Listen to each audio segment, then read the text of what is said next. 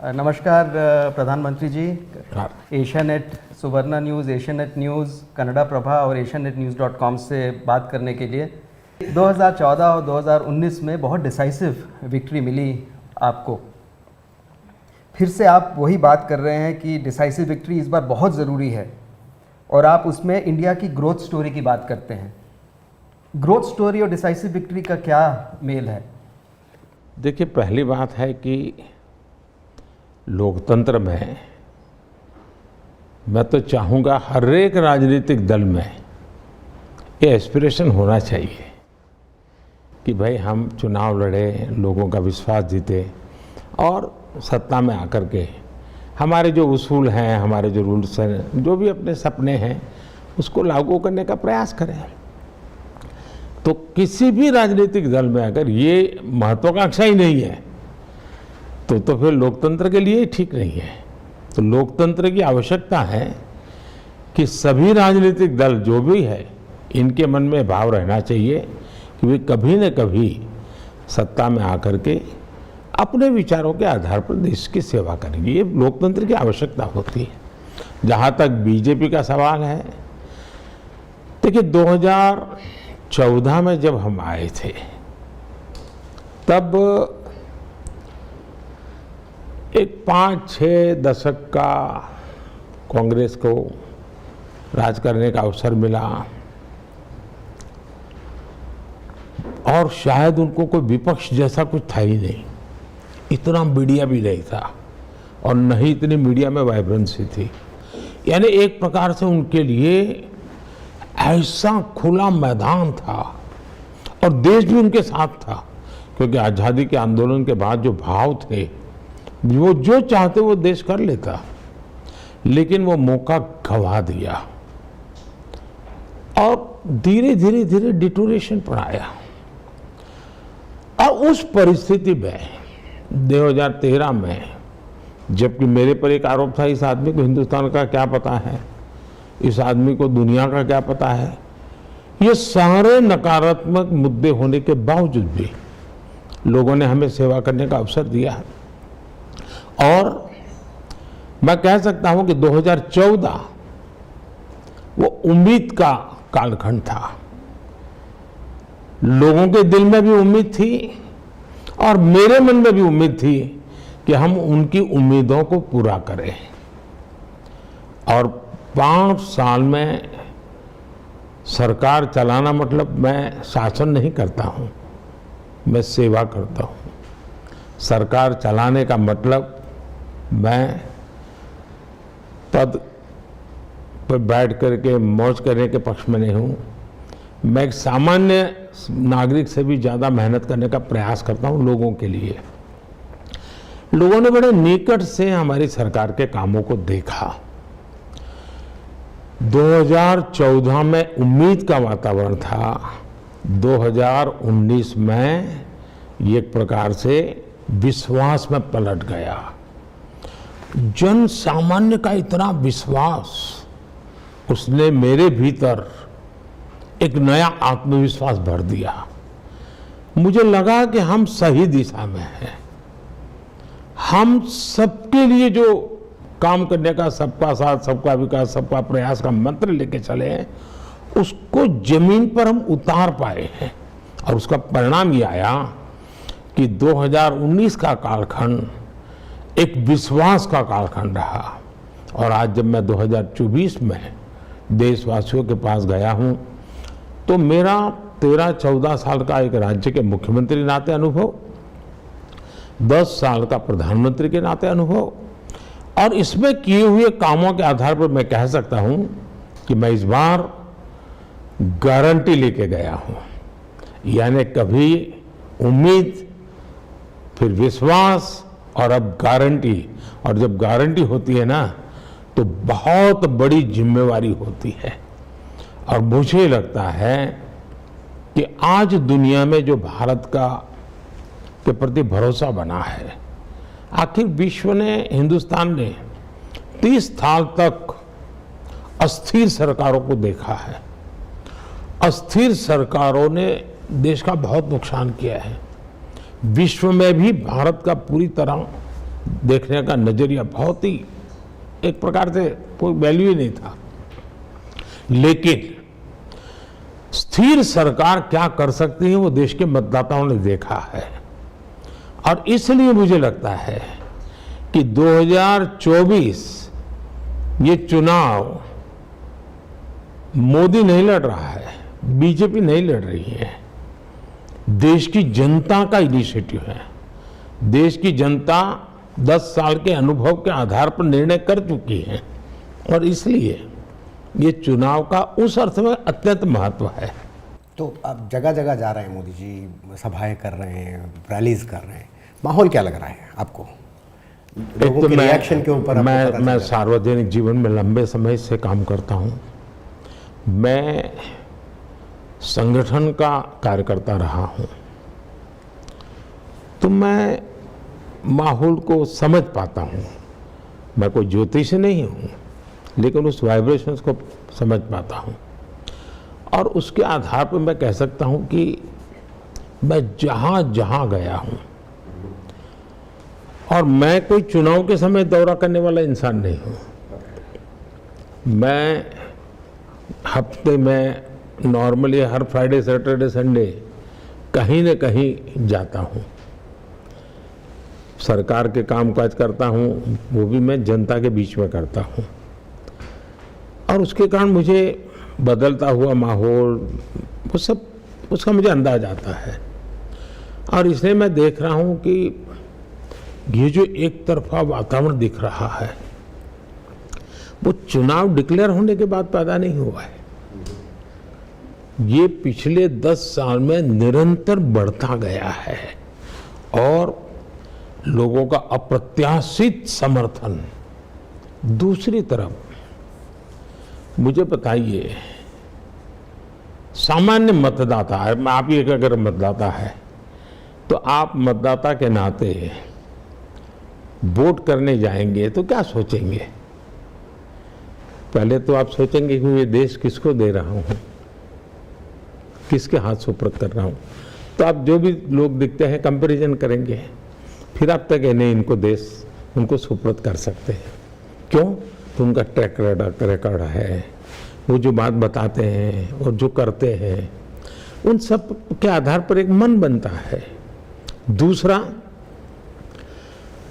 उनके हमारे साथी कौन है, हमारी सोच क्या है, हमारा एजेंडा क्या है, दूसरे स्टेज पर वो देखता है। औरों के कारनामे कैसे रहे, अनुभव कैसा रहा है, वो देखते हैं। दूसरा, इस बार के चुनाव का एक सद्भाग्य है कि 2014 में मतदाताओं को कंपैरिजन के लिए अवसर बहुत कम था। एक गुस्सा था, मोदी को लाओ। अब उनके पास कंपैरिजन, अच्छा भाई वो ऐसा करते थे, मोदी ऐसा करता है, वो ये गलती करते थे, मोदी ये गलती नहीं करता है, वो ये बुराई करते थे, मोदी नहीं करता है। और इसलिए अब कंपैरिजन के बाद वो नतीजे पर पहुंच रहे हैं। और इसलिए मैं उनकी आंखों में प्रेम तो देखता ही हूं, आकर्षण भी देखता हूं, लेकिन साथ साथ उनकी आंखों में जिम्मेवारी में देखता हूं। वो जिम्मेवारी कहते हैं कि ये चुनाव हम जिताएंगे, मोदी जी आप शांत रहिए, आप चिंता मत कीजिए। ये मैसेजिंग, उम्मीद दिखाई दे रहा है लोगों में। उम्मीद से भी कोई कहीं अनेक गुना ज्यादा है। गारंटी, विश्वास guarantee, that is the progress. आपकी अभी तक की सरकार बहुत ही 2014 से ही है, टोटली एंटी करप्ट, कभी किसी ने कुछ लांछन लगाया, कभी कुछ लगता नहीं है। बिलीफ है कि आप बिल्कुल totally non corrupt government run करते हैं। उसके बाद भी अभी जैसे ईडी के अरेस्ट वगैरह हुए हैं, कई लोग उस पर कहते हैं कि मिसयूज़ हो रही है सेंट्रल एजेंसीज आपके पॉलिटिकल रीजंस के लिए। एंटी करप्शन का है प्लैंक, लेकिन इसके लिए हो रही है। आप उसके बारे में क्या कहना चाहेंगे? मैं आपका बहुत आभारी हूं कि आपने इस चीज़ को ऑब्जर्व किया, क्योंकि मैं 13 साल तक एक राज्य में भारी बहुमत के साथ सरकार चलाता था। एक अच्छा आर्थिक रूप से अच्छा राज्य, उसमें मैं सेवा करने का मुझे अवसर मिला, और पिछले 10 साल से यहाँ हूँ। तो लोग मेरे जीवन को भी देखते हैं, तो मेरे साथ वाले हैं वो भी मेरा जीवन देखते हैं, वो मेरे उसूलों को देखते हैं। और बाय एंड लार्ज हमारा तो यहाँ थोड़ा लीडर का अगर एक है कि भाई चीज़ों में मेरे वैल्यूज़ हैं तो फिर कोई सर्कल के बाहर पैर नहीं रखता है। दूसरा, मैं प्रारंभ से मेरा एक आग्रह रखा है कि मेरी गवर्नमेंट पॉलिसी ड्रिवन होनी चाहिए, एडवोकेटिज्म नहीं होना चाहिए। ब्लैक एंड वाइट में पॉलिसी रखो। पॉलिसी में गलती हो सकती है, लोगों को आलोचना करने का हक है, लेकिन जब पॉलिसी होती है, ब्लैक एंड वाइट में होती है, तो किसी भी अफसर को इफ्स एंड बट्स का अवसर नहीं मिलता है, डिस्क्रिमिनेशन का अवसर नहीं मिलता है। उसको ये मानना पड़ता है कि ये तो बाएं जाए या दाएं जाए, और इसके कारण जो नागरिक है उसको भी लगता है भाई ये मेरे हक का है, मुझे मिलेगा, ये मेरे हक का नहीं मिलेगा, तो उससे एक विश्वास भी बढ़ता है। दूसरा, आपने देखा होगा हमने कुछ कदम भी उठाए। पहले रिक्रूटमेंट में क्लास 3 क्लास 4 के लिए सब इंटरव्यू होते थे, अब इंटरव्यू 30 सेकंड का होता था। मैं तो दुनिया में ऐसा कोई तेजस्वी तपस्वी देखा नहीं कि 30 सेकंड में तय कर ले कि ये अच्छा है और बुरा है। तो मैंने कहा भाई नो इंटरव्यू, लोग अपना जो भी बायोडाटा है इसके आधार पर अप्लाई करें और कंप्यूटर तय करेगा कि कौन योग्य लोग हैं। पहले 200 आएंगे कंप्यूटर से, उनको ऑर्डर दे दो। हो सकता है 2-4 लोग हमारी अपेक्षा से भी आ जाएंगे, लेकिन कम से कम उसको ये तो लगेगा कि भाई मुझे तो ट्रांसपेरेंसी से मौका मिला है, मैं अपनी क्षमता बढ़ाऊं, मैं अपना काम करूं। और आज उसके कारण लोअर लेवल पे ऐसी कोई चीज, अब जैसे इनकम टैक्स असेसमेंट, सबसे ज्यादा शिकायतें रहती थी, करप्शन का अवसर तो वही होता है। हमने फेसलेस कर दिया, टेक्नोलॉजी कर दी।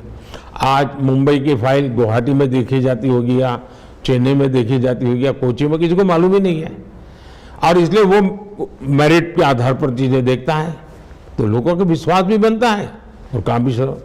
सर्विसेज में हमने डिजिटल अप्रोच लिया, ह्यूमन इंटरवेंशन को हम मिनिमाइज करने की कोशिश कर रहे हैं। अब जैसे हमारा जैम पोर्टल है, आप जैम पोर्टल पर आइए, सरकार को जो भी खरीदी करनी है जैम पोर्टल पे जाए, कोई और स्पीड भी होती है, क्वालिटी भी मिलती है। तो मैं समझता हूं कि ये हमारा जो ऑनलाइन मैकेनिज्म है, एक मल्टीफेसेटेड हमारी एक्टिविटी है, उन सारी चीज़ों का परिणाम है। अब जैसे हम किसी प्रधानमंत्री ने कहा था 1 रुपया भेजते हैं तो 15 पैसे जाता है, तो बीच में कोई न कोई पंजा तो खा ही जाता था। अब हम डायरेक्ट बेनिफिट ट्रांसफर कर रहे हैं, 1 रुपया भेजते हैं 100 पैसा पहुंचता है, तो सामान्य मानवी को भी लगता है मेरे हक का मुझे मिलेगा। तो उसके कारण अब मुझे बताइए, कोरोना के इतने बड़े संकट में भी देश पूरी तरह सरकार के साथ क्यों रहा? उसको विश्वास था कि संकट बड़ा आया है, लेकिन ये भी हमारी तरह मेहनत करते हैं, तो इसका फायदा होता है।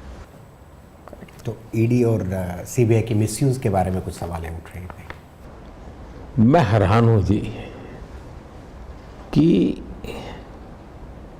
कोई भी, अगर मान लीजिए रेलवे है, रेलवे में टिकट चेकर का एक पोस्ट है, अब कोई ये कहे कि भाई ये क्यों चेक करता है टिकट, क्या हम बेईमान है क्या? टिकट चेकर का दायित्व है कि टिकट चेक करना चाहिए उसने। वैसे आपने ईडी बनाया क्यों, सीबीआई बनाया क्यों? ये उनका दायित्व है। सरकार ने अपने राजनीतिक स्वार्थ के लिए उनको रोकना नहीं चाहिए, उनमें अड़ंगे नहीं डालने चाहिए, उनको स्वतंत्र रूप से काम करना देना चाहिए। जैसे एक टिकट चेकर को करने देते उसको भी करने देना चाहिए।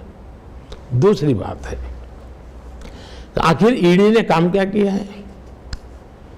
ईडी ने करप्शन के खिलाफ मामले किए। अब हर प्रकार के होते हैं, सरकारी बाबुओं के होते हैं, ड्रग्स माफियाओं के होते हैं, कई प्रकार के होते हैं। इसमें सिर्फ 3% वो लोग हैं जिनका राजनीतिक जीवन है या राजनीति से जुड़े हुए लोग, 3%। 97% वो लोग हैं जो बेईमानी में कहीं न कहीं धरे गए।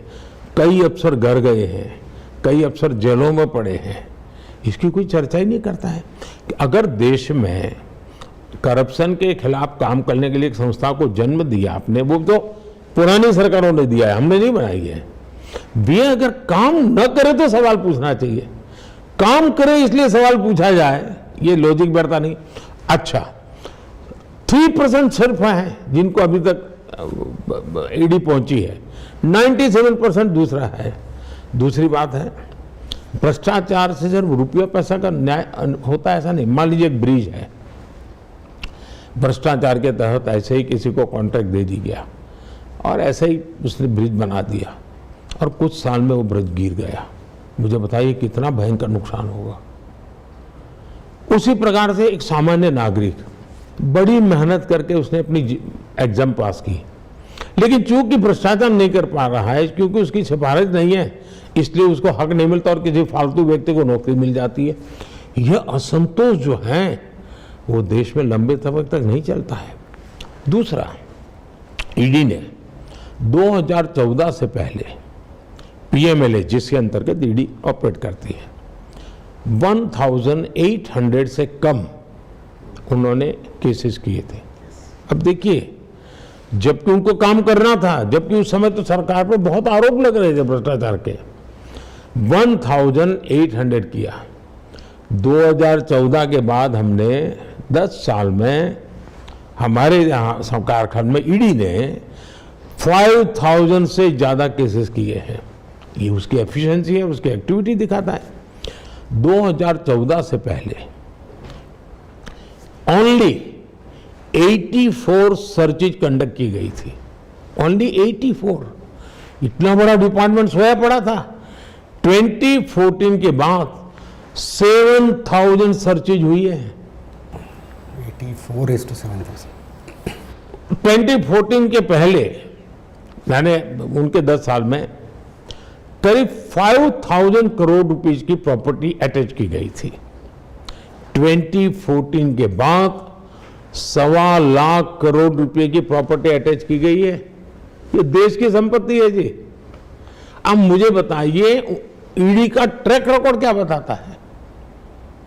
ईडी का ट्रैक रिकॉर्ड बताता है एफिशिएंसी, बड़े स्केल पर एक्टिविटी और स्वतंत्र रूप से। अगर हम देश में करप्शन हटाना चाहते हैं तो आपको जो संस्था जिस काम के लिए बनी है उसको आपने काम करने देना चाहिए। पॉलिटिशियनों ने ऐसी संस्थाओं को अंदर अपनी टांग नहीं अड़ानी चाहिए। और इसलिए भले मैं प्रधानमंत्री हूं, लेकिन मेरा कोई हक नहीं बनता है कि मैं ईडी के काम के अंदर रुकावट डालूं। क्लियर फोकस साउथ दिखाई दे रहा है मोदी जी, दक्षिण के राज्यों के ऊपर फोकस दिखाई दे रहा है आपका। मगर कर्नाटक में विधानसभा चुनाव घटे और आपने बहुत जमकर प्रचार किया, नतीजे उतने आप जैसे चाहते थे उतना ऐसे नहीं आए। तेलंगाना का ऐसे हुआ। अब 131 जो कॉन्स्टिट्यूंसीज आते हैं उनमें से 50 से ज़्यादा जीतने की उम्मीद रख रहे हैं। पॉसिबल लग रहा है? हमारे देश में एक नैरेटिव बना दिया गया बहुत समय से कि भाजपा यानी अपर कास्ट की पार्टी। रियलिटी ये है कि भाजपा में सबसे ज़्यादा एससी हैं, सबसे ज़्यादा एसटी हैं, सबसे ज़्यादा ओबीसी, ये सारे हमारे, सबसे ज़्यादा मेरे मिनिस्ट्री में ओबीसी हैं। फिर बना दिया कि भारत अर्बन पार्टी है। आज मेरी पार्टी का पूरा कैरेक्टर ऐसा है कि जिसमें ग्रामीण लोग सबसे ज़्यादा है। फिर भाजपा का एक कैरेक्टर बना दिया कि ये तो बहुत ही पुरानपंथी पार्टी है, नया सोच ही नहीं सकती है। आज डिजिटल मूवमेंट का नेतृत्व पूरा अगर दुनिया में कोई करता है तो BJP rule Bharatiya Janata party की सरकार कर रही है। तो ये जो भ्रम फैलाए हुए हैं वो गलत है। दूसरा, आप तेलंगाना देखिए, तेलंगाना में हमारा जो वोट शेयर था, आज हमारा वोट शेयर डबल हो चुका है। 2019 में पार्लियामेंट के जो इलेक्शन हुए, ये लोगों को जानकारी दीजिए आप। 2019 के पार्लियामेंट इलेक्शन में साउथ में सिंगल लार्जेस्ट पार्टी बीजेपी है। सबसे ज्यादा सांसद बीजेपी के हैं। 24 भी होगी और मैं मानता हूं ये पहले की तुलना में वोट शेयर तो बहुत बढ़ेगा सीटें भी बहुत बढ़ेगी, ये मैं मानता हूं। दूसरा, साउथ में जो सरकारें हैं उनकी पहचान क्या बन गई है, चाहे कांग्रेस हो, चाहे एलडीएफ हो, चाहे डीएमके हो, सब जगह पे क्या पहचान है। आज हम पुडुचेरी में सरकार में है, पुडुचेरी साउथ में है, पता होना चाहिए, हम सरकार में हैं। और आप अंडमान निकोबार, हमारा सांसद जीत करके आता है, जहां पर सबसे ज्यादा हमारे साउथ इंडियन भाई भी रहते हैं और बंगाली भाई भी रहते हैं।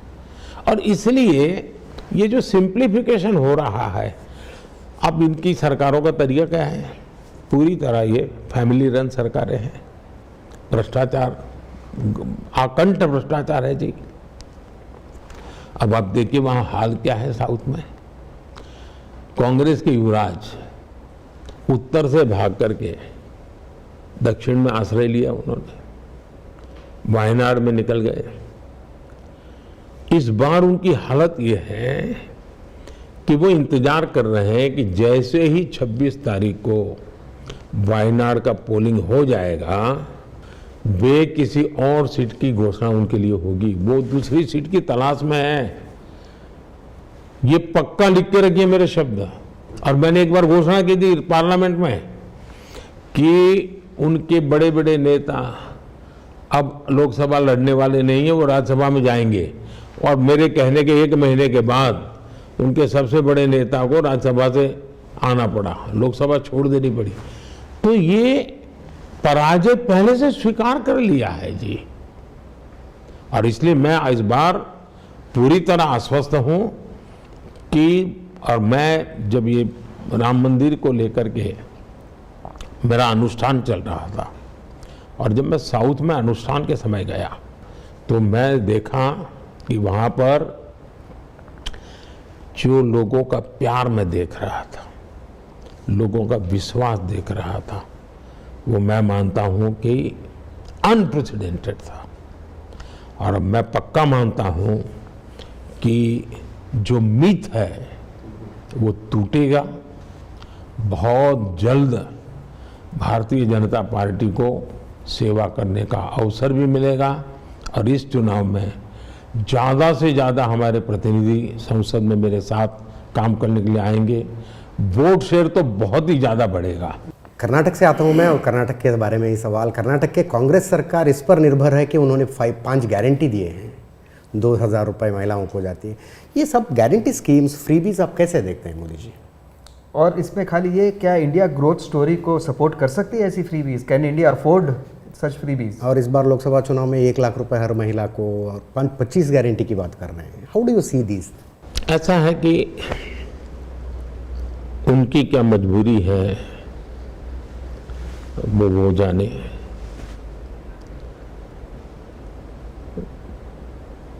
निराशा की गर्त में डूबे हुए राजनीतिक दल हाथ पैर मारने का प्रयास कर रहे हैं। मैं मेरी बात बताता हूं।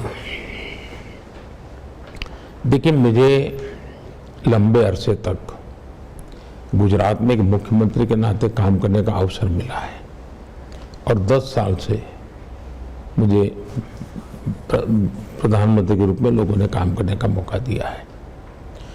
मेरा पास इतना लंबा अनुभव है, और मेरा अनुभव है कि हमने कभी भी हमारे देश के नागरिकों के सामर्थ्य को कम नहीं आंकना चाहिए। मैंने एक बार लाल किले से कहा कि भाई, जो अफोर्ड कर सकते हो गैस की सब्सिडी छोड़ दें। इस देश में 1 करोड़ से ज्यादा लोग आए जिन्होंने गैस की सब्सिडी छोड़ दी। यानी मेरे देश के लोग, किसी समय हम कहते थे, लाल बहादुर शास्त्री ने कहा खाना छोड़ो, खाना छोड़ा था। आज भी मेरा देश, मेरे देश के नागरिक हमसे ज्यादा देश को प्यार करते हैं, हमसे ज्यादा देश के लिए करने को तैयार है जी। हम कम से कम उनको कम न आके। अब देखिए, कोविड के समय मैंने पार्लियामेंट में रिक्वेस्ट की सांसदों को कि भाई आपकी सैलरी छोड़ दीजिए। मेरे देश के सांसदों को कभी कभी लोग कान पकड़ते हैं कि तुम अपना तनख्वाह बढ़ा दें। मेरे देश के सांसदों ने अपनी सैलरी छोड़ दी थी। ये सारी चीजें हैं जो प्रेरणा देती हैं। गरीब की हैंड होल्डिंग होनी चाहिए, इस देश के नागरिक की हैंड होल्डिंग चाहिए। और हमारा मॉडल है देश के हर नागरिक को एम्पावर करना, गरीबों को विशेष रूप से एम्पावरमेंट मिलना चाहिए।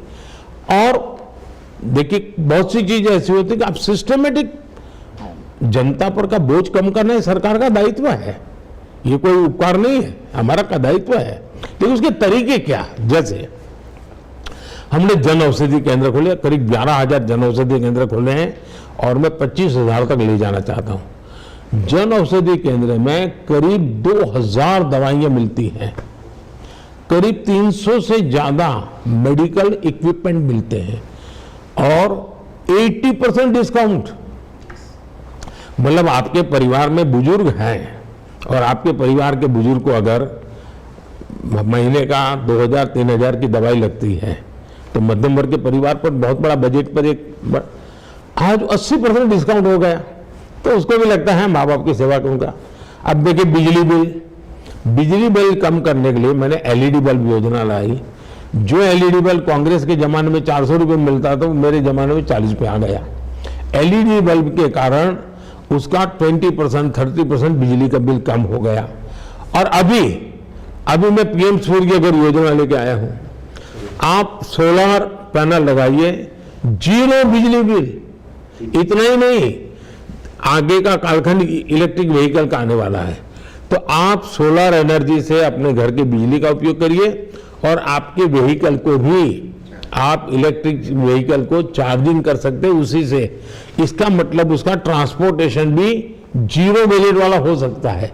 अब ये एम्पावरमेंट भी है, एट द सेम टाइम उसके सर पर आर्थिक जो बोझ हैं वो कम करने का लगातार प्रयास।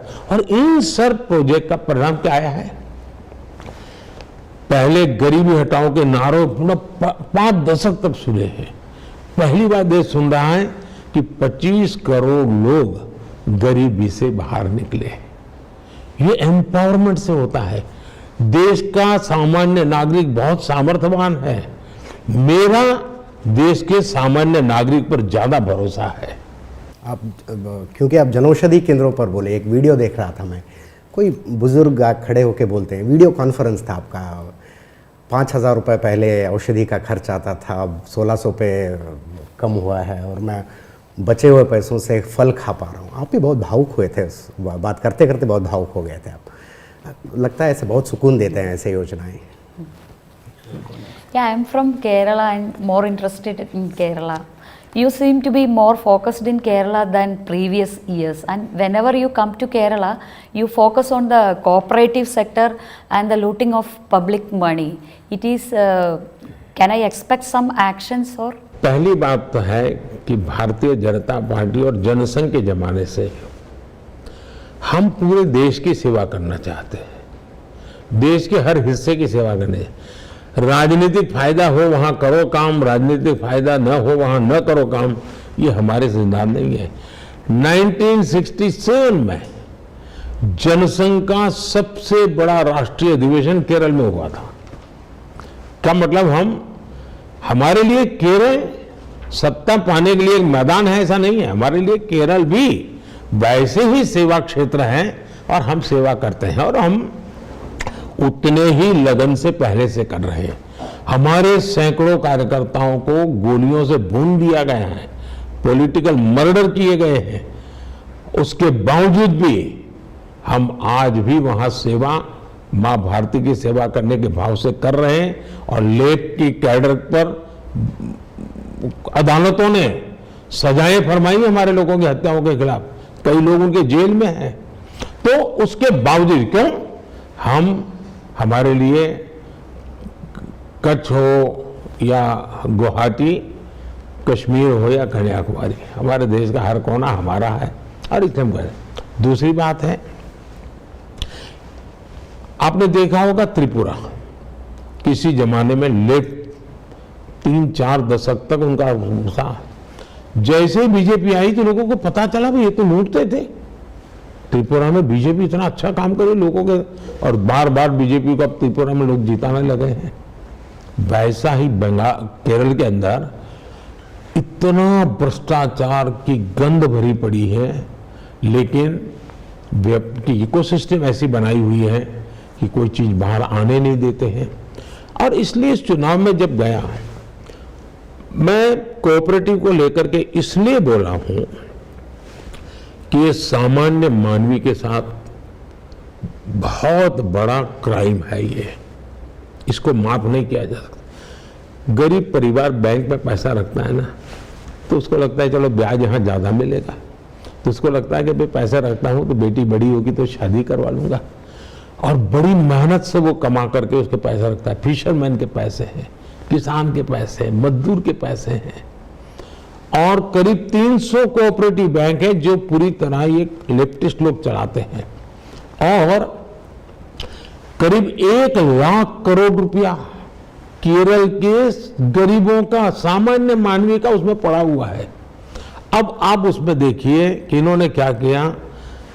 उसके संचालन करने वालों ने उनके पैसों की चिंता नहीं की, बड़ी बड़ी प्रॉपर्टी खरीद कर ली। अभी एक बैंक में हमने जो कार्रवाई की तो उसमें करीब 90 करोड़ रुपए हमने अटैच किया है, और मैंने अभी लीगल एडवाइस में ले रहा हूं कि ये जो 90 करोड़ रुपए हैं, जिनके पैसे बैंक में थे, इनको वापस कैसे मिले। मैंने ईडी से भी आग्रह किया कि भाई हम देना शुरू करें, और जो लूट रहे हैं उनकी प्रॉपर्टी अटैच करें। हमने अब तक 17,000 करोड़ रुपीस जो इस प्रकार से पकड़े थे, वो संबंधित जिसका था उसको वापस किया है 17,000 करोड़ रुपीस।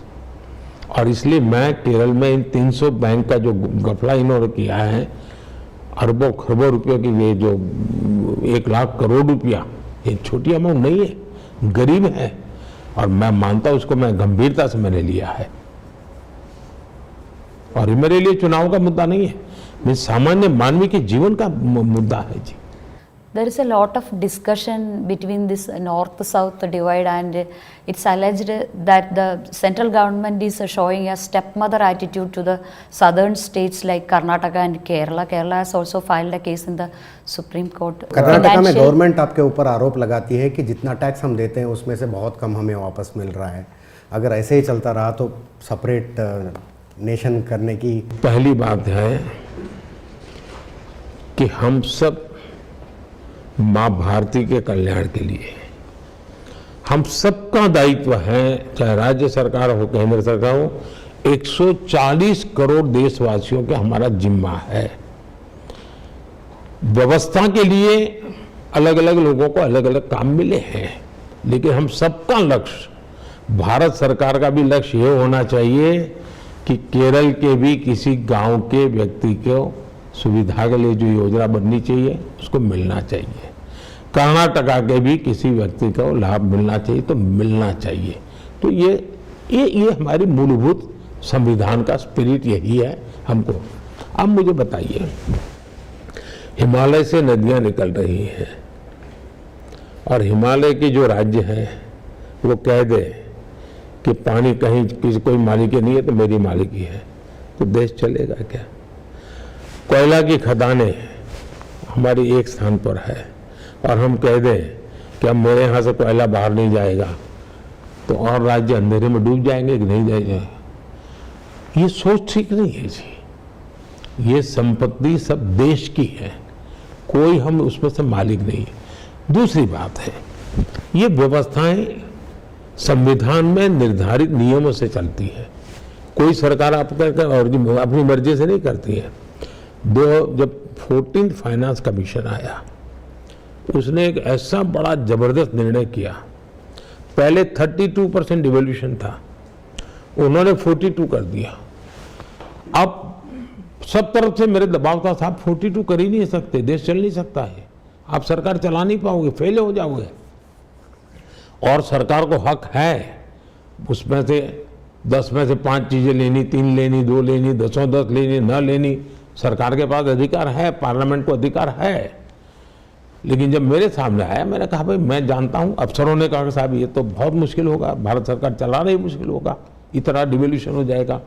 मैंने कहा जी नहीं, ये मेरा प्रारंभ है, मुझे राज्यों को पर भरोसा है, राज्य भी अच्छा करेंगे, पैसे जाने दो राज्यों के पास। और हमने 32 का 42 वैसा का वैसा फाइनेंस कमीशन की रिपोर्ट को स्वीकार किया। अब यूपीए के कालखंड में मनमोहन सिंह जी जब थे और रिमोट सरकार चलती थी, तब कर्नाटका को डिवोल्यूशन का 10 साल में 80,000 करोड़ रुपए मिले थे। हमारी सरकार ने करीब करीब 3 लाख करोड़ रुपए दिए हैं। केरला यूपीए के समय 46,000 करोड़ रुपए दिए गए थे। हमारी सरकार ने 1,50,000 करोड़ रुपए दिए हैं। अब ये आंकड़े तो बताते हैं, तमिलनाडु यूपीए के समय तमिलनाडु को 95,000 रुपए, तब की वो सरकार में पार्टनर थे। ये केरल वाले भी सरकार में दिल्ली में पार्टनर थे, हम नहीं बैठे थे, वो बैठे थे। उस समय करीब 95,000 करोड़ रुपया तमिलनाडु को मिला था।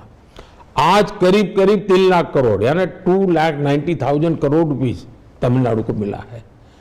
ये आंकड़े बताते हैं कि ये झूठ फैलाया जा रहा है, राजनीतिक स्वार्थ के लिए नफरत का वातावरण पैदा किया जा रहा है। कोई भी और दुर्भाग्य है कि कांग्रेस पार्टी ऐसे लोगों के साथ बैठी है, जो नेशनल पार्टी है, जो 5-6 दशक तक देश चला चुकी है और ऐसी हरकतें और ऐसी गंदी प्रवृत्तियों में हिस्सेदार बन गई है। आपने अभी जिस तरह बात की, आपने समझाया कि फैलाया जा रहा है, वो ईस्ट वेस्ट डिवाइड की आजकल बहुत ही ज़्यादा बात होने लग गई। आपने देखा है कर्नाटका में एक एमपी ने तो खड़े होकर कुछ कहा जैसे कि देश के बंटवारे की बात होने लगती है। आप इस तरह के बिल्कुल अजीब सी और इन सब चीज़ों को कैसे देखते हैं? How do you want to handle such strange comments that people make? पहली बात है, देश के राजनीतिक दल भारत के संविधान को समर्पित होने चाहिए और भारत का संविधान हम सबको देश की एकता और अखंडता का दायित्व देती है। अगर कोई इस प्रकार से प्रवृत्ति करता है, उसको उस राजनीतिक दलों ने बड़ी गंभीरता से लेना चाहिए। और कभी कभी लगता है कि कोई एक आध बार बोल गया, ये जो बीज है ना, पता नहीं कब कौन सी ताकत आकर के उसको खाद पानी डाल करके वटवृक्ष बना देंगे। तो तत्कालीन स्वार्थ के लिए ऐसी भाषा से बचना चाहिए, ऐसे इरादों से बचना चाहिए। और ये देश को बहुत बड़ा नुकसान, कोई भी सरकार रहे, ये भाषा कभी भी लाभ नहीं करेगी जी। मैं जब गुजरात में था, मेरे साथ बहुत से अन्याय होते थे जी, केंद्र सरकार से हर प्रकार के अन्याय हुए थे, लेकिन मेरा एक ही मंत्र रहता था और पब्लिकली रहता था, भारत के विकास के लिए गुजरात का विकास। हम सब मिलकर के इस देश को बहुत आगे बढ़ाना है, तो इसमें हमने कोई कॉम्प्रोमाइज नहीं करना चाहिए। और कर्नाटक में सूखा पड़ा है सर, ऐसे मामले अब सुप्रीम कोर्ट तक जाने लगे हैं, सूखा पड़ा है और जैसे फंड्स केंद्र सरकार से जो आने चाहिए नहीं आए हैं, ऐसे करके रिट पिटीशन डाले हैं और चर्चा बहुत हो रही है कर्नाटक से। हुआ क्या है मोदी जी? देखिए, ये हमारे समय से नहीं, लंबे अरसे से कुछ व्यवस्थाएं निर्धारित हो चुकी हैं। देखिए, कोई भी आपदा उसको लाइट नहीं लेना चाहिए। किसी भी इलाके में आपदा हो, कैलेमिटी हो, उसको अत्यंत संवेदनशीलता के साथ गंभीरता से लेना चाहिए और ये नहीं सोचना चाहिए कि वहाँ की सरकार है भुगतेगी। जी नहीं, आपदा आती है, कैलेमिटी आती है तो सरकार तो बाद में, सबसे पहले नागरिक परेशान होता है और हम सबका जिम्मेवार नागरिकों के प्रति है। और इसलिए ये राजनीतिक खेल का मैदान ही नहीं है, होना नहीं चाहिए, ये अत्यंत संवेदनशील। दूसरा पद्धति क्या है? एसडीआरएफ 900 करोड़ रुपए का फंड ऐसी कैलेमिटी के लिए, केंद्र सरकार का हिस्सा समय पर उनको जा चुका है, ये कोई बकाया नहीं है। दूसरा, एक इंटर मिनिस्ट्रियल टीम जब ऐसी विशेष कैलेमिटी आती है, चाहे बहुत बाढ़ आ जाए या चाहे ड्राउट हो या चाहे कोई और बात हो, तो वो एक इंटर मिनिस्ट्रियल टीम होती है, जो भी सभी सरकारों की परंपरा है, ये कोई मेरी सरकार की परंपरा है, वो वहाँ जाती है, अफेक्टेड एरिया में जाती है, वो उसका सर्वे करती है, दौरा करती है, सरकार अपना पिटीशन देती है, फिर एक कमेटी होती है जिसमें पॉलिटिशियन नहीं होते हैं, प्रोफेशनल्स होते हैं, वे मिल करके जायजा लेते हैं। अगर ऐसी विशिष्ट परिस्थिति आई जो 900 करोड़ के उपरांत भी कोई ज़रूरत है तो उसको दिया जाता है। भारत सरकार ने इलेक्शन कमीशन को लिखा कि भाई ऐसे संकट के समय हम और अधिक मदद करना चाहते हैं, इलेक्शन हमें कमीशन को परमिशन दे। लेकिन राजनीतिक हथियार के फायदा ले गए। आजकल फैशन हो गई है, सुप्रीम कोर्ट में जाकर के अड़ंगे डाल दो। अब केरल के लोग गए थे, कैसी उनको डांट पड़ी है जी, कैसी बेइज्जती हो गई, सुप्रीम कोर्ट ने कैसा उनको लताड़ दिया। अब ये पॉलिटिकल माइलेज लेने के लिए कुछ भी कर लो, बात है सत्य बताओ ना लोगों को। और मैं मानता हूं ये मीडिया का काम है कि हकीकतों को सच्चे अर्थ में लोगों के सामने रखना चाहिए, ताकि देश का नुकसान ना हो। न भारत सरकार की भलाई के लिए करना चाहिए, न राज्य सरकार की भलाई के लिए करना चाहिए, लोगों की भलाई के लिए सच्चे तराजू से तोल करके रखना चाहिए। बहुत ज़्यादा आजकल बातें हो रही हैं कि जो नॉन बीजेपी रन स्टेट है उनके गवर्नर में और सरकारों में बहुत तनातनी चलती है। आपका उसके बारे में क्या कहना है, ये किस तरह, क्यों ऐसा हो रहा है? हाँ, मैं पहले गवर्नर के पहले एक बात बताना चाहता हूँ। मैं ज़रा इनको पूछना चाहता हूँ, 5-6 दशक से जो सरकारें चलाने का जिनको अनुभव है,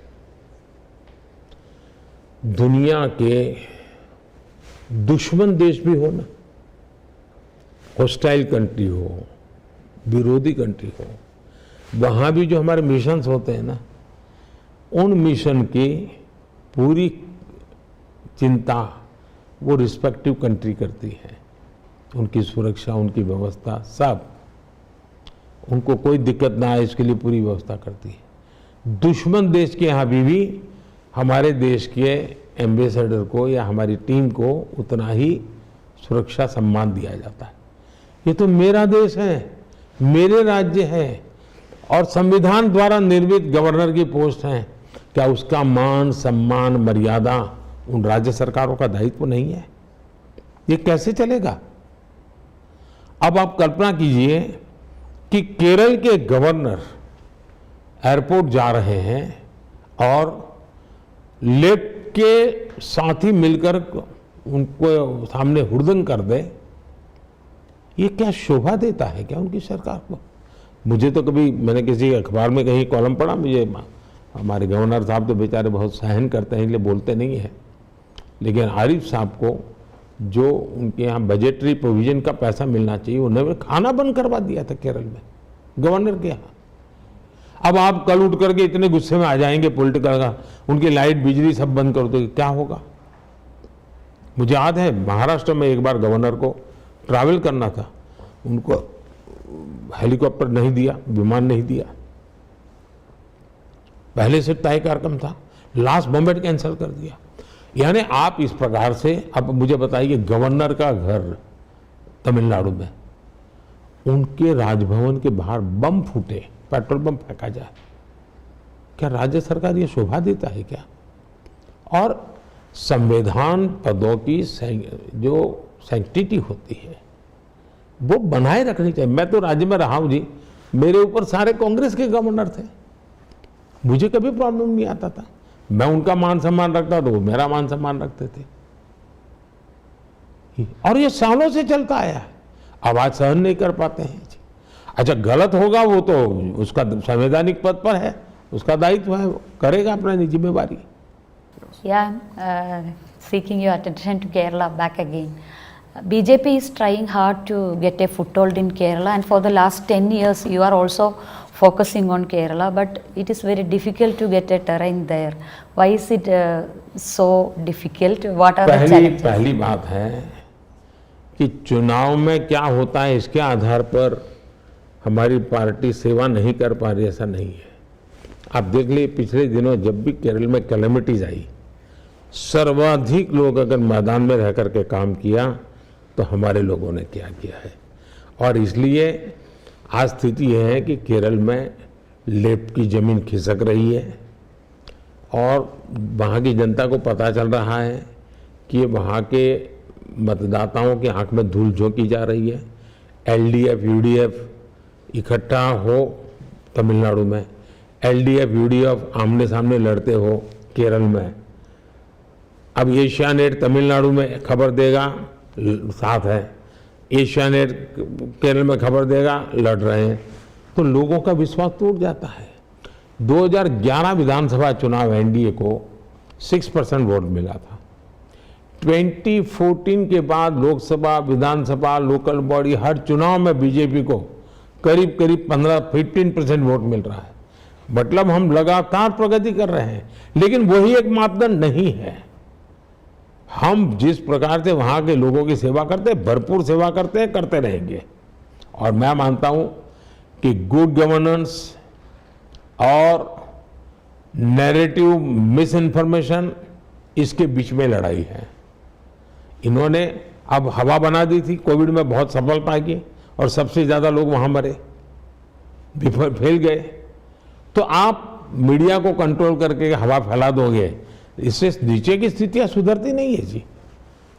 BJP is trying to reach out to the Christian minority in Kerala, but it is not getting the desired levels. What is the? पहली बात है कि भारतीय जनसंघ, भारतीय जनता पार्टी, हम समाज के सभी वर्गों को साथ लेकर के चलने वाली पार्टी है। हमें सैद्धांतिक रूप से समाज के सभी वर्गों का साथ लेकर के चलना, ये हमारा मूलभूत सिद्धांत है।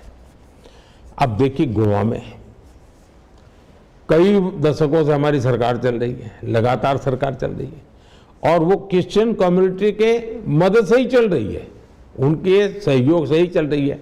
आज नॉर्थ ईस्ट में देखिए, नॉर्थ ईस्ट में हमारी जितनी सरकारें हैं वो ज़्यादातर हमारे मुख्यमंत्री या तो ईसाई हैं, हमारे मंत्रिमंडल के अंदर ईसाई सदस्य हैं, या तो ईसाई समाज ही तो वहाँ है वोटर सबसे ज़्यादा, उनके वोट से ही हमारी सरकारें बन रही है। और इसलिए क्रिश्चियन समाज का हमारे से सहयोग नहीं है, ऐसा आरोप मैं क्रिश्चियन समाज पर नहीं लगा सकता हूँ। हमारे प्रयत्न और ज़्यादा करने चाहिए हमको, हम कर रहे हैं। अब केरला में बूथ से लेकर राष्ट्रीय स्तर तक हमारी लीडरशिप में क्रिश्चियन साथी हैं। क्रिश्चियन लीडर्स, बिशप्स शायद साल में 5-6 बार मेरे से मिलना जुलना होता है। मेरे यहाँ क्रिसमस भी मैं बड़ा अच्छा फेस्टिवल करता हूँ। एलडीएफ यूडीएफ के झूठ से क्रिश्चियन कम्युनिटी तंग आ गई है और मेरे पास आकर के वो उन्हीं की शिकायत करते, बोले हमारे चर्चों के बीच में इतनी लड़ाई करवा दी है, हमारी चर्च की प्रॉपर्टी को इतना संकट में डाला हुआ है, आप हमारी मदद कीजिए। वो भारत सरकार से मदद चाहते हैं, ये मुसीबत में है और मैं इतनी मुसीबत में वहाँ चर्च जी रहा है, उनकी मुसीबतें मैं देख रहा हूँ, हम उसकी चिंता करने। अब जैसे फिशरमैन है, मैंने अलग अलग फिशरीज डिपार्टमेंट बनाया है ताकि हमारे कोस्टल एरिया के लोगों की मदद हो सके। अब ये उसका स्वागत करते हैं लोग और ये मेरी कोशिश है कि इस प्रकार के प्रयत्नों से उनकी आर्थिक स्थिति अच्छी बने, उनको मॉडर्न टेक्नोलॉजी का फ़ायदा मिले और ब्लू इकोनॉमी का जो मेरा क्षेत्र है उसमें भी उस समाज के काफ़ी लोगों को फ़ायदा होने की संभावना है। अच्छा, क्रिश्चियन समुदाय का स्वास्थ्य और शिक्षा क्षेत्रों से गहरा जुड़ाव रहा है। अच्छा, मैं वेटिकन गया तो होली पोप को मिलने गया था, तो बड़ी लंबी चर्चा हुई जी और उनको मेरी सरकार के कामों की काफ़ी जानकारियाँ थी, काफ़ी विषयों पर और बहुत से मुद्दों में हम बोर्ड पर थे और मैंने तो उनसे कहा कि आप भारत आइए, मैंने निमंत्रण दिया है उनको। हो सकता है शायद अगले साल वो अपना कार्यक्रम बना ही ले। And the Congress and the UDF alleges that you are going soft with CM Pinarayi Vijayan and his family, especially in the case of gold smuggling. Your response? ऐसा है कि हमारा मोदी का सॉफ्ट होना या हार्ड होने का कोई मतलब ही नहीं है। ये काम इंस्टीट्यूशंस करती हैं, स्वतंत्र रूप से करती हैं और न मेरी सरकार ने न प्रधानमंत्री ने ऐसी चीज़ों में टांग अड़ानी चाहिए, मेरा सिद्धांत है। जहाँ तक कांग्रेस और कम्युनिस्ट का सवाल है, मैं कहता हूँ ये एक ही सिक्के के दो पहलू है, ये कोई अलग है ही नहीं। भ्रष्टाचार में डूबी पिनराई सरकार को हमने हमेशा बेनकाब किया है, मेरे यूनिट ने किया है, हमने भी किया है। क्योंकि अब देखिए 15 अप्रैल का भाषण, CMRL के साथ सौदे का मुद्दा उठाया, हमने डिटेल में उठाया। गोल्ड स्मगलिंग मामले में CM ऑफिस की ओर हमने बिल्कुल इशारा किया, साफ साफ बता दिया। कम्युनिस्ट पार्टी दो बुराइयों के उस पर कभी पहचान नहीं थी, न परिवारवाद का आरोप होता था कम्युनिस्ट पार्टी पे, न भ्रष्टाचार का आरोप होता था। आज इन दोनों में केरल कम्युनिस्ट पार्टी औरों को भी उन्होंने पीछे छोड़ दिया है। यानी बिहार के कुछ राजनेता और जो बदनाम राजनेता है, उससे भी बुरा हाल परिवारवाद का केरल के कम्युनिस्ट पार्टी में दिखता है, उससे भी बुरा हाल दिखता है। अब देखिए CPM ने कोऑपरेटिव बैंक को लूटा है, उसको बेनकाब करने का काम हमने ही किया है, और आने वाले दिनों में भी लोगों को न्याय दिलाने के लिए हम भरपूर कहेंगे। और कांग्रेस केरला में बोलेगी इन्हें जेल डालो और अगर मैं जेल डालूंगा तो दिल्ली आकर के बयान करेंगे कि देखिए राजनीतियों के प्रति विंडिक्टिव है। अब ये दो प्रकार की बातें करने वाले लोगों को देश कभी स्वीकार नहीं कर सकता है जी। And I will like to ask about some projects of the central government, like the housing scheme. It is mandatory that your Prime Minister picture shall be pasted on the house. In Kerala, people and the political parties feel it's a humiliation for the beneficiaries. Your response to that, please. पहली बात है, कोई photo वगैरह का विषय है नहीं, सवाल है उसका नाम। PM आवास योजना नाम का सवाल है, उसका एक लोगो होता है ताकि उसकी आइडेंटिटी हो। बजट जो भारत सरकार का बनता है वो बजट संसद पारित करती है, योजना स्कीम उनके नाम पर पारित करती है। अगर आप वहाँ नाम बदल देंगे तो यहाँ मेरे पास ऑडिट रिपोर्ट निकलेगा कि केरल में तो PM आवास है ही नहीं, आपके पैसे कैसे दे दिए। तो मैं CAG को क्या रिपोर्ट दूंगा, मुझे बताइए। मेरी जिम्मेवारी है कि भाई सरकार, मुझे पार्लियामेंट ने जो पैसा खर्च करने का हक दिया है वो मैं वहीं खर्च करूंगा, क्योंकि CAG ऑडिट करेगा। तो हम स्कीम में कोई हमारे नाम के लिए नहीं कह रहे, जिस नाम से स्कीम बनती है, और यहाँ किसी व्यक्ति का नाम नहीं है। PM तो कोई भी PM, जैसे प्रधानमंत्री ग्राम सड़क योजना जब अटल जी की सरकार थी तब बनी, उसके बाद मनमोहन सिंह जी की सरकार आई तो भी प्रधानमंत्री ग्राम सड़क योजना रही, कोई जरूरत नहीं थी बदलने। तो ये PM कोई व्यक्ति नहीं है, एक व्यवस्था है।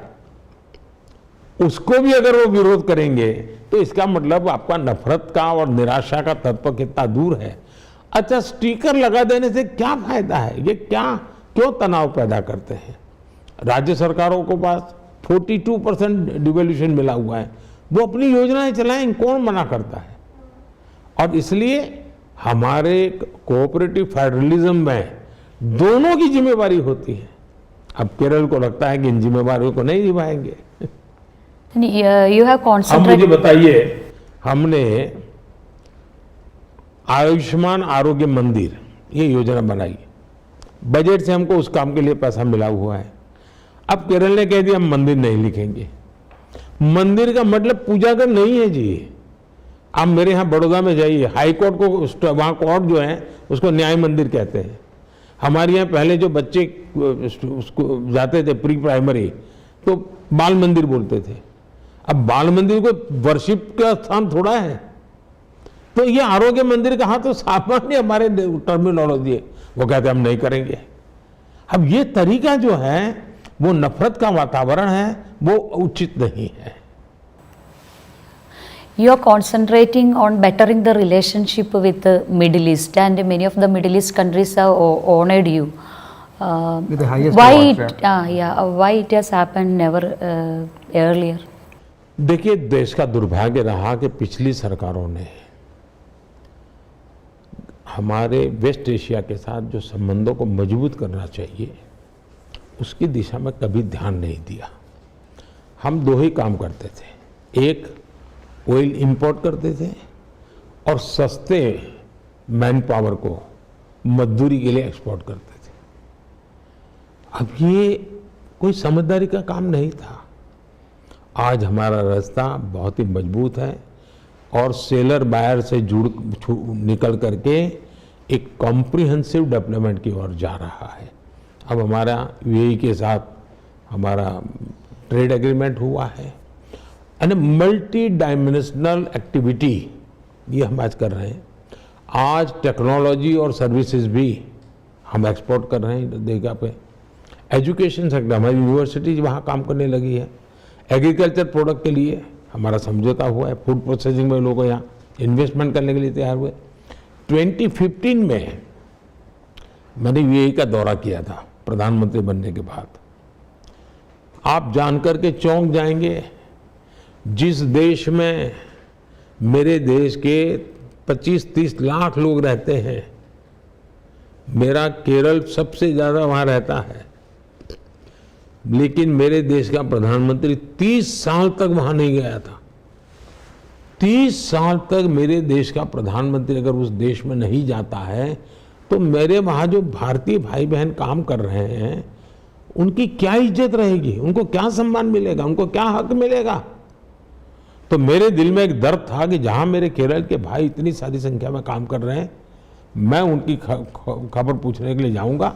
और मैं गया और पिछले 10 साल में मैं 13 बार मिडल ईस्ट गया हूँ, क्योंकि मैं मानता हूँ कि इससे हमें हमारे लोगों को, अब जैसे कोविड के समय वहाँ से लोग भाग रहे थे, ये सभी देशों के लोगों ने मुझे मैसेज किया कि मोदी जी ये हमारे ही भाई हैं, आप चिंता मत कीजिए, कोविड में हम उनकी केयर करेंगे।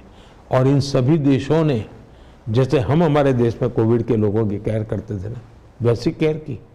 तो संबंधों का लाभ मेरे देश के नागरिकों को मिलना चाहिए और मैं दे रहा हूँ। अब देखिए, यमन में बहुत भारी बमबारी चल रही थी, बहुत बड़ी मात्रा में हमारे लोग थे, मुझे 5000 लोगों को इवैक्यूएट करना था। ये संबंध थे ना, तो मैं बमबारी को रुकवाने में सफल हुआ और उस समय मैं उनको लेकर के वापस आया।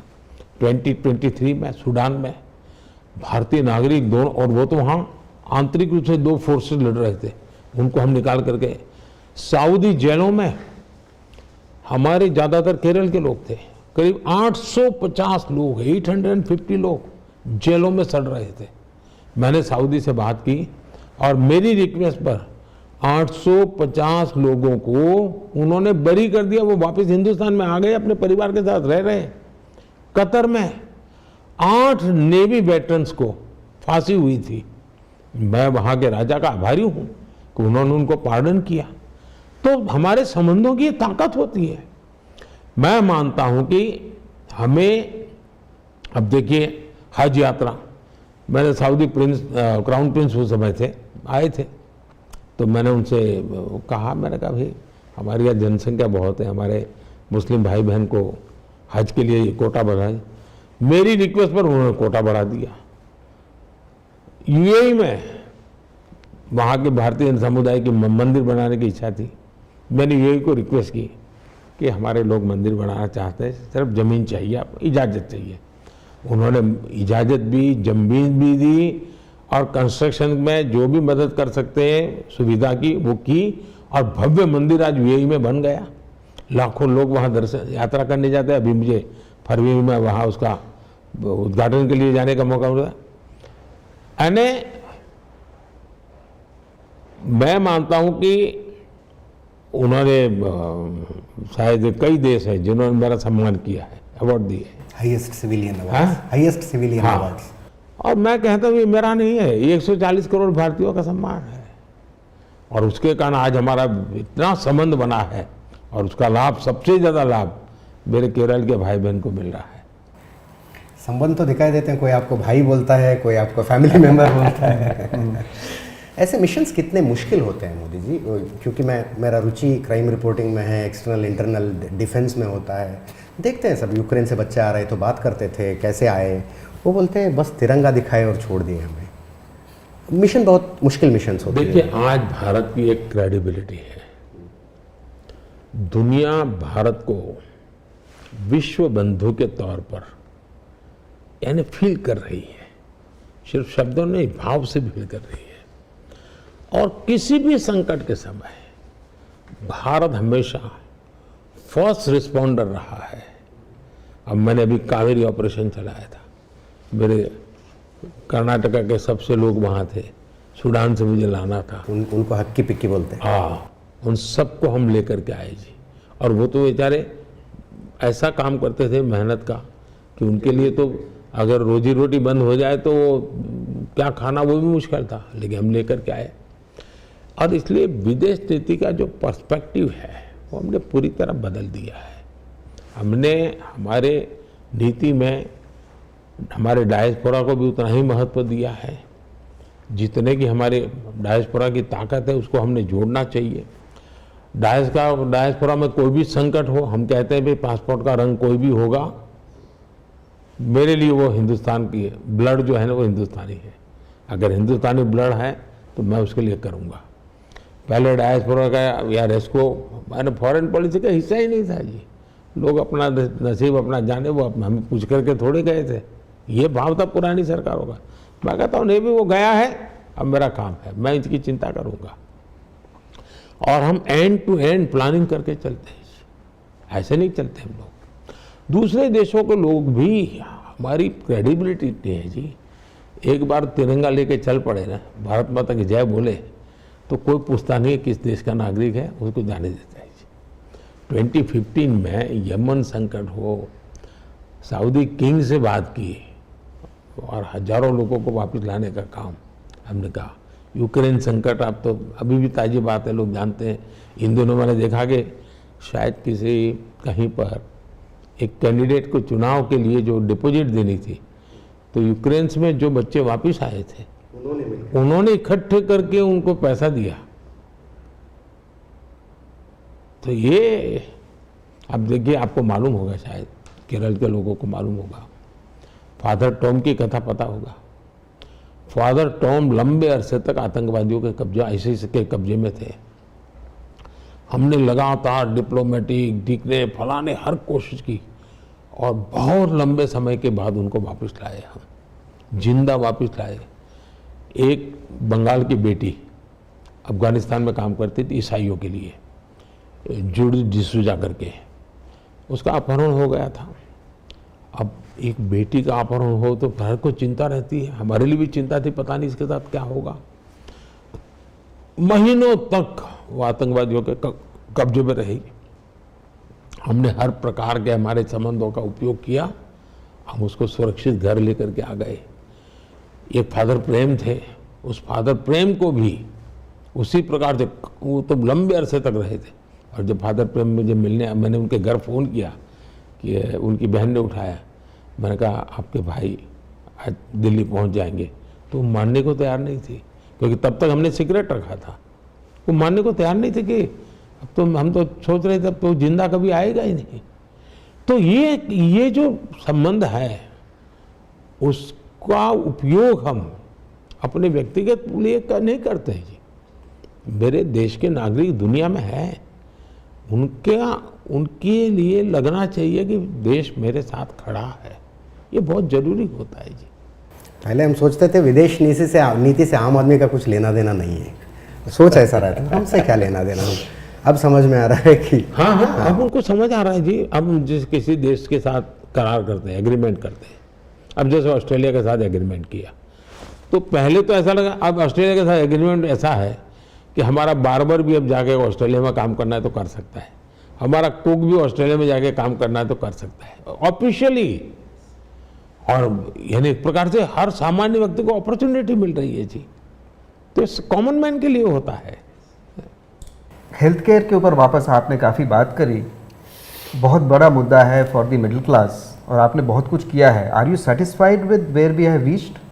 ऐसा है, जिस दिन मोदी सेटिस्फाई हो जाए ना, तब लिख लेना कि आपको उसको श्रद्धांजलि देनी है, वो जिंदा नहीं है। मैं जीवन के आखिरी तक असंतोष को पालता रहता हूँ, मेरे भीतर मैं कभी संतोष आने नहीं देता हूँ। क्यों? मैं वो असंतोष पालता हूँ ताकि मुझे नया करने की प्रेरणा मिले। तो मुझे कभी संतोष की बात कहना ही मत, क्योंकि मुझे बहुत कुछ करना है। देखिए, जहां तक हेल्थ का सवाल है, गरीब परिवारों तक क्वालिटी हेल्थ केयर की पहुंच, ये मेरे लिए बहुत महत्वपूर्ण है। भारत में दुनिया की सबसे बड़ी स्वास्थ्य बीमा योजना आयुष्मान भारत योजना हम चला, 60 करोड़ से अधिक लोगों को बेस्ट ट्रीटमेंट अच्छे से अच्छी हॉस्पिटल में। और मान लीजिए केरल का व्यक्ति अहमदाबाद गया, वहां बीमार हो गया, तो सिर्फ उसको मोदी का कार्ड दिखाना है, उसको वहां ट्रीटमेंट मिल जाएगी। उसके रिश्तेदार आए, पैसे लेकर के आए, फिर ट्रीटमेंट होगी, ऐसा नहीं है। और आउट ऑफ पॉकेट पहले हमारे यहाँ बहुत खर्च होता था सामान्य नागरिक का। 2014-15 में एवरेज 62% खर्च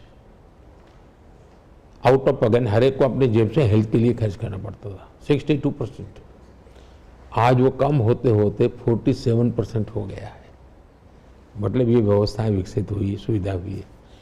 2014-15 में हेल्थ सेक्टर पर कैपिटल भारत सरकार का जो बजट खर्च होता था वो 1100 रुपीज होता था। आज हेल्थ सेक्टर का पर कैपिटल खर्च करीब करीब 2 गुना हमने कर दिया है। आयुष्मान भारत से लाभार्थियों के 1.25 लाख करोड़ रुपए बचे हैं देश के नागरिकों के, क्योंकि सरकार ने खर्चा किया। इससे ज्यादा कभी कभी परिवार में बुजुर्ग लोग हैं ना, बताते नहीं कि मैं बीमार हूं। क्यों? उनको लगता है बेटे पर बोझ हो जाएगा, कर्ज हो जाएगा। अब वो निश्चिंत होकर के ट्रीटमेंट करा रहा है और 1.25 लाख करोड़ रुपया बचा है। 11,000 से ज्यादा जन औषधि केंद्र, मैंने कहा 80% डिस्काउंट से दवाई देते हैं, और वो जन औषधि केंद्र में 25,000 तक ले जाने वाला हूँ। 70 वर्ष से ऊपर के लोगों के लिए मैंने इस बार घोषणा पत्र में कहा, किसी भी आर्थिक बैकग्राउंड का हो, कोई भी सामाजिक, हिंदुस्तान का कोई भी नागरिक जो 70 साल से ऊपर हैं, उसको अब आयुष्मान कार्ड मिलेगा। उसकी हेल्थ की पूरी जिम्मेवारी, इलाज की जिम्मेवारी भारत सरकार लेगी। इसका मतलब हुआ उसको तो लाभ हुआ ही, लेकिन उसके परिवार को बहुत बड़ा लाभ होता है कि चलो पिताजी, दादाजी, माँ, माता जो खर्चा होता था वो बच्चों के लिए खर्च करूंगा। ये बहुत बड़ा बोझ मैंने कम कर दिया है 10 वर्षों में। अब ह्यूमन रिसोर्स का हो या इंफ्रास्ट्रक्चर को, मेडिकल कॉलेज में जबरदस्त बढ़ोतरी। 2014 में 387 मेडिकल कॉलेजेस थे हमारे देश में, आज बढ़कर के 706 हो गई है इतने कम समय में। 2014 में एमबीबीएस सीटों की संख्या करीब करीब 51,000 थी, अब वो 1 लाख से ज़्यादा हो गई है। मतलब ज़्यादा डॉक्टर मिलेंगे, ज़्यादा सेवा होगी, और डॉक्टरों की संख्या बढ़ेगी तो गांव को तक ट्रीटमेंट की व्यवस्था होगी। पीजी सीटों की संख्या बढ़कर 2 गुनी से ज़्यादा हो गई है, ताकि मुझे आगे चल करके अच्छे मेडिकल कॉलेज के लिए प्रोफेसर भी मिलेंगे। यानी इंफ्रास्ट्रक्चर की बात हो, ह्यूमन रिसोर्स की बात हो, पॉलिसी की बात हो, बजट की बात हो, एजुकेशन की बात हो, हेल्थ सेक्टर को हमने एक कॉम्प्रिहेंसिव वे में आगे बढ़ाया है जी। Kerala has a huge tourism potential. What efforts will be taken to boost this tourism potential of Kerala and India? आपने बहुत अच्छा सवाल पूछा। देखिए, मैं मानता हूँ कि आने वाले दिनों में भारत के ग्रोथ में बहुत बड़ा कंट्रीब्यूशन टूरिज्म का होने वाला है। टूरिज्म इंडस्ट्री बहुत फलने, क्योंकि G20 मैंने अनुभव किया। मेरी कोशिश थी कि G20 के द्वारा मेरे राज्यों को दुनिया के सामने एक्सपोजर मिले, दुनिया मेरे राज्यों की ताकत देखे, और इसलिए हमने G20 की 200 के करीब मीटिंगें हिंदुस्तान के अलग अलग स्थानों पर की। तो दुनिया के लोगों को लगा यार, हिंदुस्तानियों ने दिल्ली नहीं, हिंदुस्तानियों ने आगरा नहीं, हिंदुस्तानियों ने बहुत कुछ है। तो मैंने ग्राउंड बनाने की दिशा में एक के बाद एक, मैं आज हिंदू दुनिया के कोई भी देश के नेता आते हैं तो मैं उस स्टेट में लेके जाता हूँ, ताकि आपने देखा होगा मैं अफ्रीका में एक बेटी की आँख की ट्रीटमेंट केरल में करवाई थी, एक राष्ट्रपति वहाँ के थे उनकी। बाद में उसका बहुत मैंने ब्रांडिंग किया कि भाई हमारे यहाँ केरल का आयुर्वेद है, आप वहाँ का जो बीमारी आपकी होती नहीं है आप यहाँ आइए। तो मैं खुद एक प्रकार से ब्राह्मण एम्बेसडर केरल का बन गया हूँ, मैं काम करता रहता हूँ। अब देखिए केरल में क्या नहीं है, क्या वाइल्ड लाइफ है, क्या बढ़िया समंदर है, कितने बढ़िया पहाड़ी इलाके हैं, लेकिन उसका हमने सही इस्तेमाल नहीं किया। देखिए एडवेंचर स्पॉट्स हो, यानी मैं मानता हूँ हर प्रकार में, इवन टेम्पल यानी स्पिरिचुअल टूरिज्म, आप देखिए गुरुवायूर पद्मनाभ स्वामी मंदिर, सबरीमला मंदिर, क्या नहीं है जी। उसी प्रकार से भारत का सबसे पुराना चर्च केरल में है, ये टूरिज्म का। उसे चेरामन जुमा मस्जिद है, भारत में बनने वाली वो ये पहली मस्जिद है जी। तो यानी अब हमारे यहाँ मार्शल आर्ट है, कलाराईपट्टम, दुनिया में क्यों न जाए, कथकली, मोहिनीअट्टम, क्या नहीं है जी। मैं समझता हूँ टूरिज्म में भी वेलनेस टूरिज्म शायद केरल से बढ़कर के कोई जगह नहीं। आज योग और आयुर्वेद का इतना दुनिया में आकर्षण बना है, आयुर्वेद हेल्थ सेंटर हमारा केरल बन सकता है। यानी केरल एक प्रकार से दुनिया के लिए आकर्षण का नहीं हो सकता है, एक उनको लगे कंपल्सन हो जाएगा उनकी जिंदगी में, एक बार तो केरल जाना चाहिए। यहाँ तक हम उसको आगे बढ़ाना चाहते हैं जी, मेरी कोशिश है बढ़े। और युवाओं के साथ आपकी लगाव मोदी जी, अब जो 18 साल का बच्चा है वो जब आप सत्ता में आए थे 8 साल का था, और उसके अलग अलग प्रेफरेंसेस बन चुके हैं। आप भी कंटेंट क्रिएटर के साथ एक प्रोग्राम किया, बहुत सेंस ऑफ प्रेजेंस बहुत बढ़िया था आपका। और हाल ही में गेमर्स के साथ भी आपने एक कन्वेंशनल ये किया। I mean why do you think it is important? वो एक मान लीजिए 21st सेंचुरी जो है वो टेक्नोलॉजी ड्रिवन है, आपको मान के चलना पड़ेगा। अगर मैं नॉर्मली मेरा जो एज ग्रुप के व्यक्ति हैं और जिस युग से वो निकल करके आए हैं वहाँ कुछ था नहीं, अगर मुझे सरकार चलानी है तो मुझे इसका प्राइमरी नॉलेज तो होना चाहिए, फर्स्ट हैंड एक्सपीरियंस होना चाहिए। अब मुझे रूटीन में किसी ने पूछा होता गेमिंग, तो मैं बच्चों को कहता नहीं टाइम खराब मत करो। मैं उसमें डिटेल में जाने लगा, स्टडी करने लगा, तो मुझे लगा कि परसेप्शन ठीक नहीं है। हमें उसको रिस्ट्रिक्शन देने के बजाय हमने उसको चैनलाइज करना चाहिए, प्रॉपर वे में डाइवर्ट करना चाहिए। दूसरा, गेमिंग की दुनिया में आज हिंदुस्तान के लोग सबसे ज़्यादा है, लेकिन गेमिंग का मार्केट बाहर के लोग कब्जे में है। मेड इन इंडिया गेमिंग क्यों ना हो? भारत के पास इतनी कथाएं हैं, इतनी चीज़ें हैं हम। और दूसरा, गेमिंग का उपयोग हमारी नई पीढ़ी को हम संस्कारित भी कर सकते हैं। उसको हम जैसे स्कूल कॉलेज में आजकल उनको एक प्रोजेक्ट देते हैं बच्चों को कि भाई ये तुम्हारा असाइनमेंट है, एक हफ्ते में करके लाओ, तो बच्चा बेचारा स्टडी करता है। गेमिंग में ऐसा असाइनमेंट दे सकते हैं और वो अच्छे रिजल्ट आ सकता है। अब आपके शायद कर्नाटका में ही गेमिंग वालों ने एक नदी के गंदगी को लेकर के एक गेम बनाई थी और उसकी सफाई का, तो मुझे वो बहुत अच्छा लगा था। तो मैं समझता हूँ उसके कारण लोग जुड़े, ऑनलाइन जुड़े कि हाँ भाई एक नदी गंदी हुई है तो उसको साफ ऐसे किया जा सकता है, एक के बाद एक स्टेप करते गए। अब हो सकता है वो उनके संस्कार बन जाए और वो नदी साफ भी करें। तो बहुत सारी अच्छी यानी अच्छी हैबिट्स के लिए, अच्छी सोच के लिए हमें एक अहेड ऑफ द कर्व सोचने की ज़रूरत होती है। और मैं खुद उनको मिला, उनके साथ मैंने समय बिताया। मैंने उनको कहा मैं एक स्टूडेंट की तरह समझना चाहता हूँ, भी बताइए मुझे, और मुझे इसमें कोई संकोच नहीं होता है और मैं देखता हूँ उसका पोटेंशियल है। अब मैं आने वाले दिनों में उस पर सोचूंगा। दूसरा, मेरा अपना स्वयं का मत है कि मैं एक प्रकार से बंधी हुई सोच वाला इंसान नहीं हूँ, बंधी हुई ज़िंदगी जीने वाला इंसान नहीं हूँ। मैं नई चीज़ सीखना, नया चीज़ प्रयोग करना, ये मेरे फितरत है। अब 2012 में पहली बार मैंने पॉलिटिकल लाइफ में आई वॉज शायद से फर्स्ट पर्सन जिसने गूगल हैंगआउट किया था। वो गूगल हैंगआउट का उस समय तो कोई पता ही नहीं था। फिर मैंने एक 3D होलोग्राम्स किया था। वो देखा था मैं। 3D होलोग्राम दुनिया के लोग, मैं जब भी उसके बाद जाता, मुझे दुनिया का कोई राजनेता ऐसा नहीं होगा जिसने मुझे पूछा नहीं कि 3D होलोग्राम है क्या, करते कैसे हो। और बोले ये जो नाच गान वाले होते हैं वो डांसिंग वगैरह उसमें तो कर लेते हैं, ये कैसे करते हैं आप। जब मैं उनको बताया कि मेरा इतना बड़ा देश है, इतनी लैंग्वेज, अब जैसे आप देखिए मेरा नमो इन कन्नड़ा, नमो इन मलयालम, नमो इन तमिल, तो मैं AI का उपयोग कर रहा हूँ इन दिनों। और मेरा ऐप भी AI का यूज अपनी तरह का बेहद खास ऐप है। इवन आपके मेरी फोटो आपके साथ कभी निकली होगी, आप नमो ऐप पर जाकर के AI टूल का मेरा उपयोग करोगे और अपनी खुद की फोटो लगाओगे तो मेरे साथ जितनी फोटो है आपकी पिछले 30-40 साल की सारी फोटो एक साथ आपको मिल जाएगी। तो मैं AI का उपयोग करता हूँ। तो मैं उसी प्रकार से देखिए जी, एक कंटेंट क्रिएटर्स है वो भी देश के लिए एक बहुत बड़ी एसेट होते हैं और ग्लोबली वो इम्पैक्ट क्रिएट कर सकते हैं जी। और तो मुझे उनके सामर्थ्य को जानना चाहिए, फर्स्ट हैंड जानना चाहिए।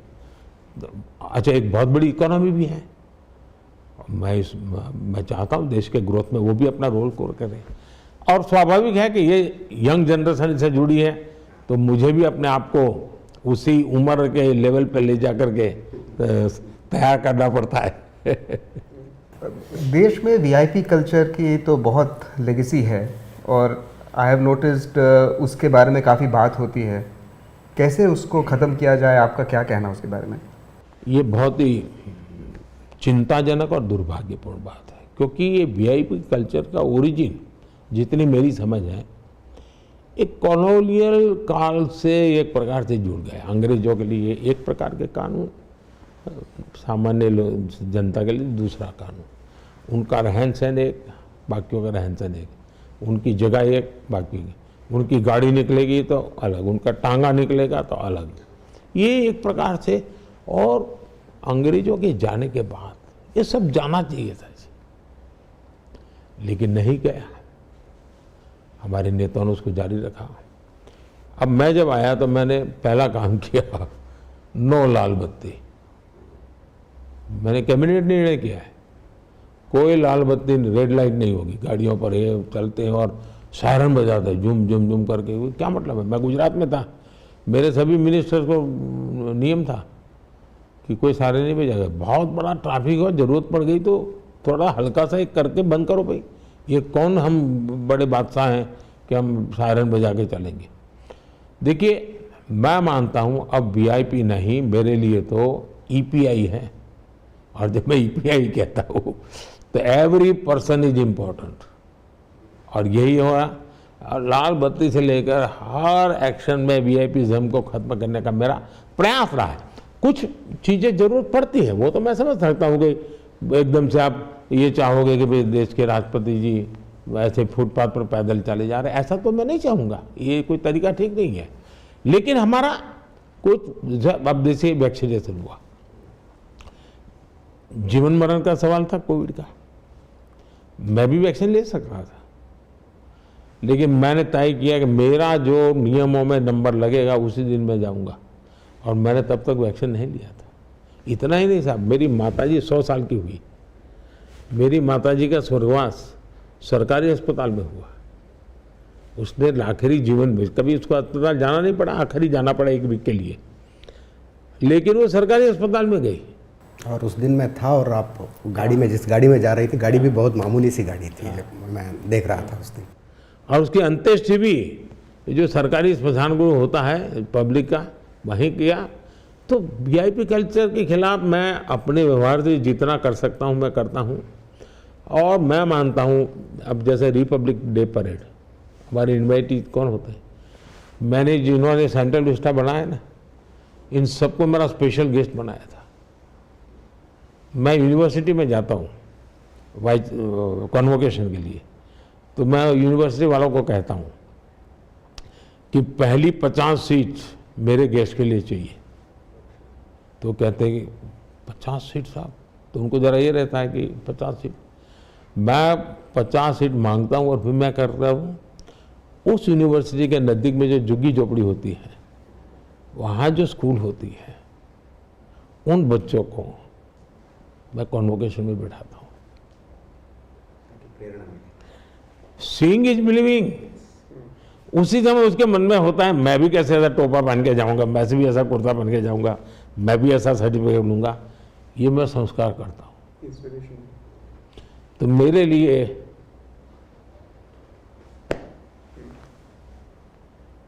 आप देखिए, पहले स्कूल में प्रवेश के लिए एमपी का कोटा रहता था, मैंने खत्म कर दिया। इवन हज यात्रा के लिए जी कोटा रहता था, मैंने वो भी खत्म कर दिया। हमारी पार्लियामेंट की कैंटीन, सब अखबार वाले दुनिया भर की चीज़ें लिखते रहे मुफ्त, मैंने सब कैंटीन की सब्सिडी खत्म कर दी। अब एमपी पूरा पैसा देता है। तो देखिए, हमने पद्मश्री, देखिए स्टडी हो रहा है, आज के पद्मश्री की तारीफ हो रही है। क्यों? ऐसे ऐसे लोगों को मैं खोजता हूँ जी। ये पीपल्स पद्मा बनना चाहिए। वरना पहले ज़्यादातर पद्म दिल्ली में ही जाते थे, वो वही जो नेताओं का परिचय रहता था उन्हीं को जाता था। सब बदल दिया हमने। तो ये एक बहुत बड़ा रिफॉर्म है ये जी, समाज जीवन की ताकत का एक बहुत बड़ा, और इसमें राजनीति नहीं है जी। इतना बड़ा देश है। अब जैसे मन की बात आप सुनते होंगे, मैं उन छोटे छोटे छोटे लोगों की ज़िंदगी को जो भी मेरे पास जानता हूँ, मैं उसको एम्पलीफाई करता हूँ, दुनिया के सामने बताता हूँ मेरा देश, उसकी ताकत। मोदी जी, चुनाव टाइम में इतना समय निकाल के हमसे बात करने के लिए आपका बहुत बहुत धन्यवाद। मैं एशियानेट का बहुत आभारी हूँ। और केरल का चुनाव महत्वपूर्ण है, उस प्रकार उस समय केरल की महत्वपूर्ण चैनल से बात हो, कन्नड़ा की महत्वपूर्ण अखबार, आप सब यहाँ आए, मैंने अपनी बातें बताने का प्रयास किया है। लेकिन मैं मतदाताओं से प्रार्थना करूँगा कि चुनाव को सामान्य न लें। ये बहुत ही महत्वपूर्ण चुनाव है। गर्मी बहुत है, फिर भी मतदान अवश्य करें। मैं सभी राजनीतिक दल के कार्यकर्ताओं को कहूँगा, इन चुनावों के दिनों में मैंने देखा पत्रकारों की सबसे ज़्यादा दौड़ धूप होती है, सबसे ज़्यादा फील्ड में दौड़ते हैं। उन पत्रकारों को भी, पॉलिटिकल वर्कर्स को भी मैं जरूर कहूँगा कि बहुत पानी पीजिए, इस धूप में इतना काम करते हैं, अपने आप को संभालिए। धन्यवाद फिर से।